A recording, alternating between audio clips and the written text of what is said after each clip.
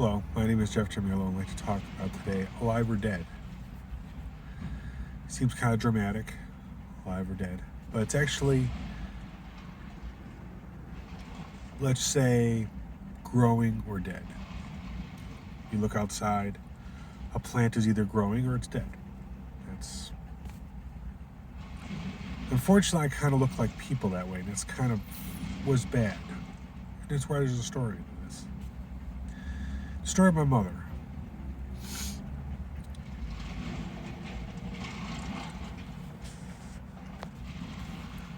Throughout my life, my teens, my mother used to maintain her own recipe books. I guess she had about 30 recipe books. She would handwrite in cursive and pen. And each of them had like 300, 400 pages. So there's a lot of binders. She had a lot of recipe books. And every couple years, she would have to rewrite them because the ink fades. So it was a continuous process of I'm just rewriting these. And myself, I took that as, well, you're not really thinking all that much. You're kind of dead, kind of thing. You know, she was also watching at the time. She was watching a lot of soap operas and sitcoms, because sitcoms were big back then. You know, way before Friends.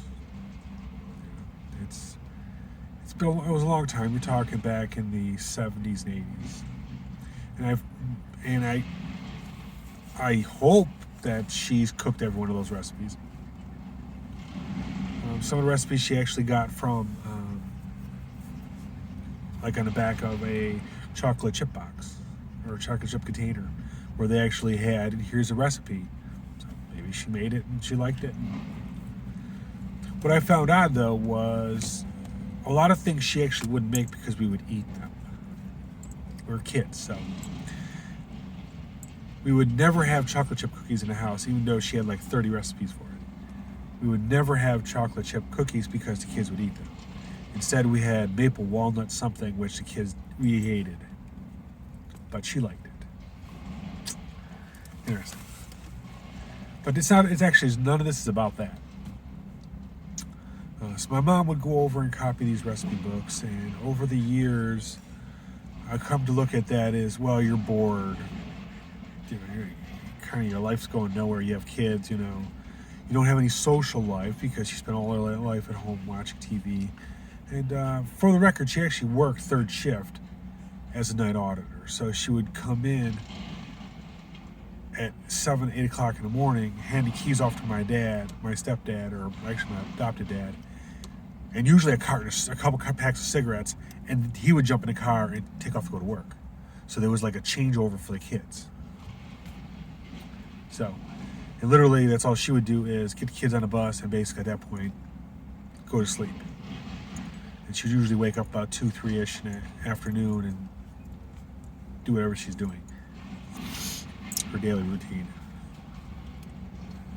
So that was basically her day. And I found out that, as crazy as it sounds, I was being really narrow-minded. Really short-sighted, too. Because now I look at that in a different light. Thank you, Mom. You're departed, but you're still imparting wisdom on me, even in your memories. What I got from this was, I judged her. The Lord says not to judge, but I judged her. I did not know what problems she was going through. She had alcoholism problems, on and off, almost all the time. The excuse that my grandparents, her parents, grandparents would say was, well, she's been through a lot in her life. Well, technically, everyone has. But I never really put that in the context of how that would impact a person until just recently. So despite, I've misjudged her for many years. And I'm sorry for it, but at the same time, actions speak louder than words. So I don't know what I don't know, but now I do. Don't get me wrong. There was a lot of very bizarre weirdness anywhere in this, because even my thoughts at the time were, why are you doing this when you have a typewriter right there? You can just type them and be done with it. Or, heaven forbid, type them into a computer because your whole family, well, myself and her husband work in computers. We can easily go throw a spreadsheet up there, or word processing program that you've used before. She wanted to do it manually. But now I think about it and say, well, maybe I was very short-sighted, because one thing she did have is she had real good penmanship. Why? She has 20 years of writing in cursive all the time. Last time I wrote in cursive, it did not look real pretty and sexy. Matter of fact, my printing is getting pretty terrible. Like I type too much. But it's one of those things you really don't really think about, of why things happen the way things happen. What makes the story quirkier is my mother, who barely wanted to even use a typewriter, was skilled in it, had a good typing speed in it, but that was for work. At one time, used to actually be a key punch operator, which is the ones who fed the computers. Used to type on those little index cards with little holes punched in it at different spots, meant different things to the computer. So you used to type on a kind of keyboard, punch those, it would punch a card, and it would go into a deck of cards, and they would feed those in, then make a tape, and then the tape they feed into the computer. So she's familiar with computer operations. She could type, but she still would refuse to.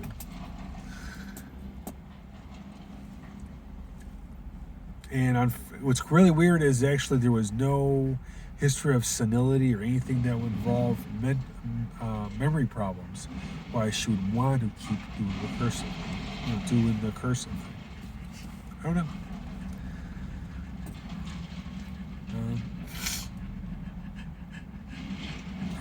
As I said, there's a lot of really bizarre things that happen, and you don't really know why. Just like in life, they talk about evolution, where evolution is a process of physical change. I go, but realistically, evolution has more backing when you look at an emotional change. You start out as a child, you have a limited mindset, you grow, you become an adult. Hopefully you keep growing and growing and growing. And you learn new things, and you eventually pass those on. Hopefully. But generally it's not genetic. But you do pass them along to your children via your example. And I like to stress from people today, what kind of example are you showing your kids? What kind of example are you showing other people? Oddly enough, I've learned early in life that people listen to me. Creepy as that sounds, I could talk about aliens, conspiracies in the government, or something kind of quirky, something maybe religious, and people listen to the weirdest things, and the people actually listen to me about very interesting things. Because I've had people come back to me and say, hey, you said something that changed my life. I'm like, okay. And for me, it's like, well, let's see. Back then, last time I saw you, I was talking about aliens, space, and then I'll say to them, hey, what did I say? And sometimes they'll tell me, sometimes they won't. I've heard it as simple. I've heard people say it's just an encouraging word that I said. And I go, I don't even remember saying that. I go, we're back to, are you alive or dead? But I do know It's very interesting to know indirectly that you help people. That means I met someone today. I talked to them for 2 minutes about my dog. Talked a little bit about their dog. Lord knows how I influenced that person. I don't know. Maybe I said something that's his next multi-million-dollar project. I don't know. The fact still remains that most people have an influence that they don't know about. That sometimes people do listen to you. My adopted father used to say, just because you have a voice, you can speak, but doesn't give everyone the right to listen, I think is what he said. In other words, it's up to you if you want to listen to what the person says. Or you have the right to free speech, you don't have the right for people to listen to you. I think is the way it was worded, which is kind of a little bit convoluted, but I get it. I would ask people today to do one thing. Think about it when you talk to someone today. Smile to yourself and say, well, what if I say something today, unknowingly, probably not going to know, but it's going to change this person's life. It could provide encouragement. This person could be having a terrible day. It's actually the same logic of why you should do good things. Why do people sometimes go over, open a door for you? You go and you open up the door for someone, let them in. Here you go. Just thank you. Just like you say thank you, you say please. You'd be surprised at what it impacts the other person. You just don't know. This person could be having a lousy day, but the mere fact you opened up the door gave them more faith in humanity. I don't know. My biggest accomplishment in the last, say, 10 years was I was in the dog run and I had a 20-minute conversation with a 27 or 28-year-old who had a dog. And she was young and she was into robotics. And we talked for literally 20-some minutes. And I was super impressed that I not blop out my words and that I was coherent and that I had a real conversation about real things with a person. Even though it was technical geek kind of things. But still. So, as I said, you'd be surprised what is interesting. I'm sure I had an impact on her. Not thinking too much about it, I know about it. As much as you may say that that's pretty much kind of stupid, I go, but to me it was not. As long as conversation I've had with a human being that was younger than myself, that actually didn't involve some sort of movie star, sports team, or something pretty much useless.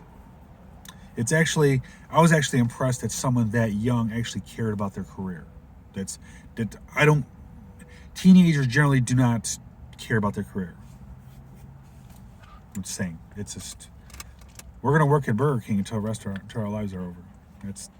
It's kind of the mentality that a lot of them have by me. No advancement, no growth. This one looked like it was going somewhere. Never saw her again, by the way. I go, but it made my day so much. Now, me personally, I think I was losing faith in humanity a little too much, and the Lord kind of pushed someone my way, or my spirit team, a little person to come my way to cheer me up. You don't think that happens? Pay attention. So, anyway, be careful who you judge, and help someone today by talking to them. Because you'd be surprised at what may happen later. What's quirky about that is, it could be anything. It could be your new business partner. It could be your new wife or husband. Crazier things have happened. Hell, could be a millionaire. Never know. So, Lord asks of us to always grow, to be better than we were before. I take that as be a better person today than I was yesterday. That's in line with spiritualism also, by the way. Grow, grow, grow. How's it go? Forever forward. Thank you for listening.